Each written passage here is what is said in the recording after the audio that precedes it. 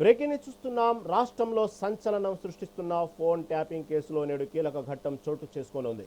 ఈ కేసులో సిట్ విచారణకు మాజీ మంత్రి కేటీఆర్ హాజరు కానున్నారు. ఉదయం 11 గంటలకు జూబ్లీహిల్స్ పోలీస్ స్టేషన్లో విచారణకు రావాలని అధికారులు ఆదేశించారు.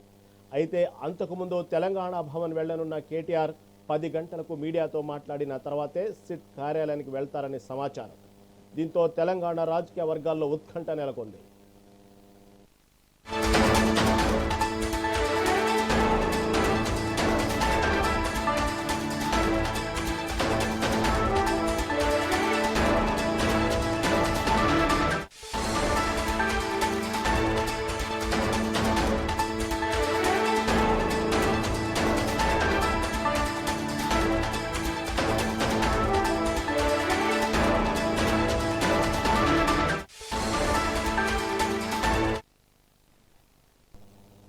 రాష్ట్రంలో సంచలనం సృష్టిస్తున్న ఫోన్ ట్యాపింగ్ కేసులో నేడు కీలక ఘట్టం చోటు చేసుకునుంది. ఈ కేసులో సిట్ విచారణకు మాజీ మంత్రి కేటీఆర్ హాజరు కానున్నారు. ఉదయం 11 గంటలకు జూబ్లీహిల్స్ పోలీస్ స్టేషన్లో విచారణకు రావాలని అధికారులు ఆదేశించారు.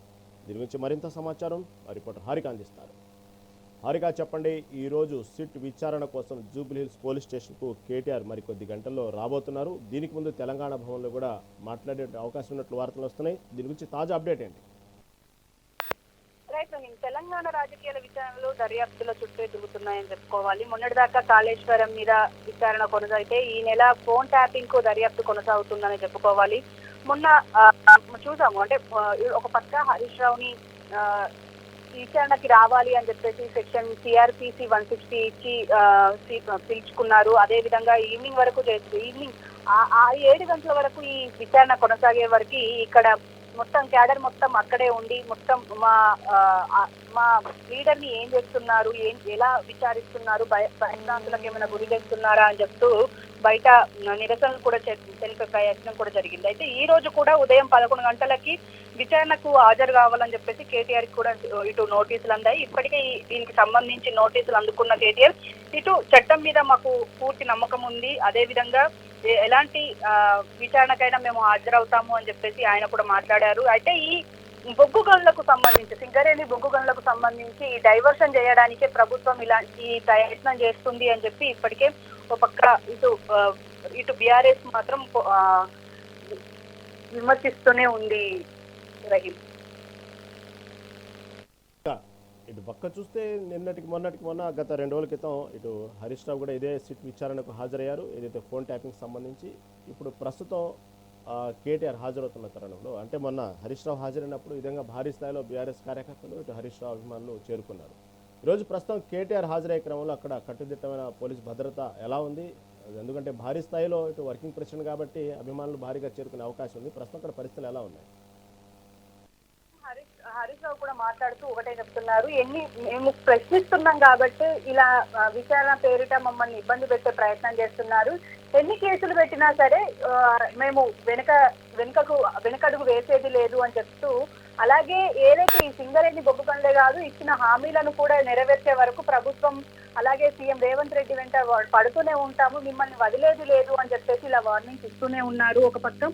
అదే విధంగా ఇటు కేటీఆర్ కూడా ఎప్పటికప్పుడు వీటి పైన ప్రశ్నిస్తున్నాను కాబట్టి నా పైన ఇలాంటి చర్యలు చేపడుతున్నారు అని చెప్తూ ఇప్పటికే దీనిపైన ఆయన కూడా ఆరోపణలు చేస్తున్నారు. మీరు ఎన్ని పన్నాగాలు పన్నినా మేము క్వశ్చన్ చేయడం మాత్రం ఆపం, ఏ విచారణకైనా వస్తాము, సిబిఐ విచారణ కోరినందుకే కదా ఇప్పుడు ఇదంతా చేస్తున్నారు అని చెప్పి ఇలా చెప్తూనే ఉన్నారు. అంటే డైవర్షన్ పాలిటిక్స్ చేస్తుంది ప్రభుత్వం అని చెప్పేసి మాట్లాడుతున్నారు. ఎందుకంటే బొగ్గు గనులకు సంబంధించి ఏదైతే నైని కోల్ బ్లాక్ ఉందో దానికి సంబంధించి టెండర్ ఎందుకు అంటే ప్రత్యేకంగా ఏర్పాటు చేశారు, అందులో ముఖ్యంగా ఏదైతే ఈ సైట్ విజిటింగ్ అనేది అసలు ఎందుకు వచ్చింది, అసలు ఇంతకు ముందు లేదు, చరిత్రలో ఎప్పుడూ లేదు అని చెప్పేసి ఒక పక్క మాట్లాడుతున్నారు. అయితే ఇటు పక్క మాత్రం బీజేపీ కావచ్చు, ఇటు తెలంగాణ జాగృతి అధ్యక్షురాలు కావచ్చు, పూర్తిగా అంటే దీనికి సంబంధించి నైని బ్లాకే కాదు సింగరేణిలో మొత్తానికి సైట్ విజిటింగ్ అనేది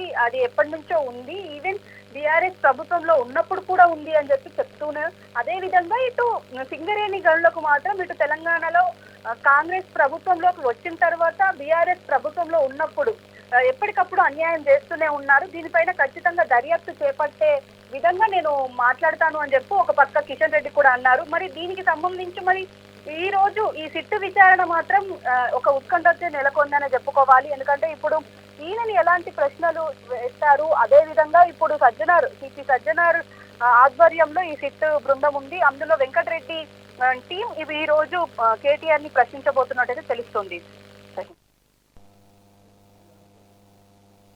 హరిక, ప్రస్తుతం పరిణామాల నేపథ్యంలో మీరు చెప్తున్నట్టుగా ఇటు పక్క హరీష్ రావు కానీ ఇటు పక్క కేటీఆర్ ఈ విధంగా ఎప్పటికప్పుడు దీన్ని సిట్ విచారణకు సంబంధించి ఒక సీరియల్ లాగానే కొనసాగుతూ ఉంది. సీరియల్ కన్నా ఇటు చూస్తే కార్తీక దీపం సీరియల్ కూడా అయిపోయింది, కానీ ఈ సిట్ విచారణ మాత్రం కొనసాగుతుంది. కేవలం రాష్ట్రంలో ఉన్నటువంటి సమస్యలు ఏదైతే ఉన్నాయో డైవర్షన్ పాలిటిక్స్ కోసమే ఈ విధంగా సిట్ నోటీసులు ఇస్తున్నారంటూ కేటీఆర్ నిన్న సాయంత్రం ఏదైతే నోటీసులు అందుకుని వచ్చిన తర్వాత ఇచ్చినటువంటి స్టేట్మెంట్. ప్రస్తుతం చూస్తే కేవలం సిట్ విచారణ అనేది అరెస్టుల పర్వయం కాదు, కేవలం విచారణే. కానీ ఎందుకు ఇంత హడావుడి చేస్తున్నారనేది ఇటు కాంగ్రెస్ ప్రభుత్వం చెప్తున్నటువంటి ప్రశ్న. ఏమంటుంది? కిషన్ రెడ్డి కూడా 2 ఏళ్లుగా పెద్ద డ్రామా నడుస్తుంది అన్నారు.